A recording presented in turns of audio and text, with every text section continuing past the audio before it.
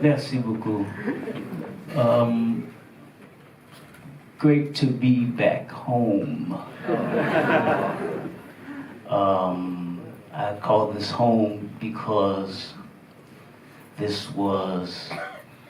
seems like Roy Hargrove was the artist in residence here. Yeah. He just kind of just will say, I'm coming to Paris, and they somehow made a way for Roy Hargrove to just come on this stage. And I learned a lot on this stage, playing with him. It's a real thrill. I feel his spirit here. It's kind of weird. But anyway, it's good to be back at the New Morning. My name is Sullivan Fortner, and I play piano.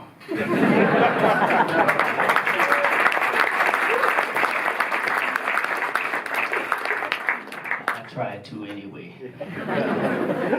Sometimes it plays me. But anyway, let's backtrack. The first tune is an original composition of mine entitled "It's a Game," and the reason why I call it that tune, a lot of people ask, well, what's the concept behind solo game? My whole idea of playing piano is not working. It's more like playing and observing. And there are these little competitions that kind of happen.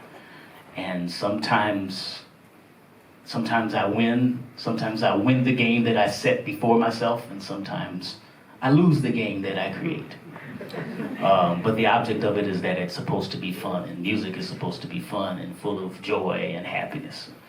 And during the pandemic, I was really struggling, like everyone else, just trying to figure out, when are we going to play? When's the next time we're going to play, in public, in front of people?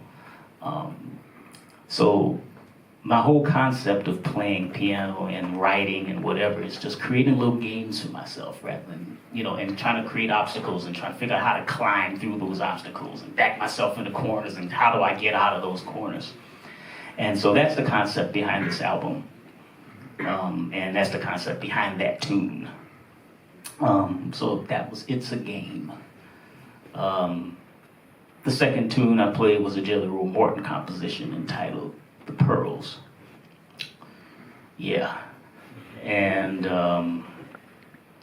the third tune was Once I Loved, which is also featured on the Solo Game album, which is available. I actually saw the first hard copy. First time I saw it was really, really cool to see. So yeah, that was Once I Loved by Antonio Carlos Jobim. And that last composition was an original of mine entitled Snakes and Ladders. Yeah.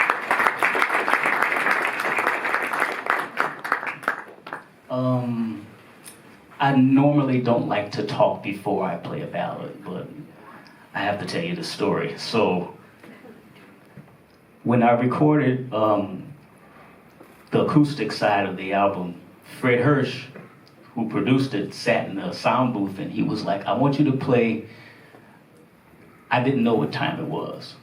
And I'm like, oh God, because I play that every night with Cecile McLaurin Salvant. And he was like, okay, but this is what I want you to do. I don't want you to play the melody until the very last chorus. Start with one note and then open it up. That was my instructions. These are the games that I'm talking about, that I play with myself, and that other people probably play with me. So he was playing a game with me to see if I could do it. And so I'm going to try to do that again. I'll start with one note, and it'll grow into the tune. And at the very end, I'll play the melody. So this is I Didn't Know What Time It Was.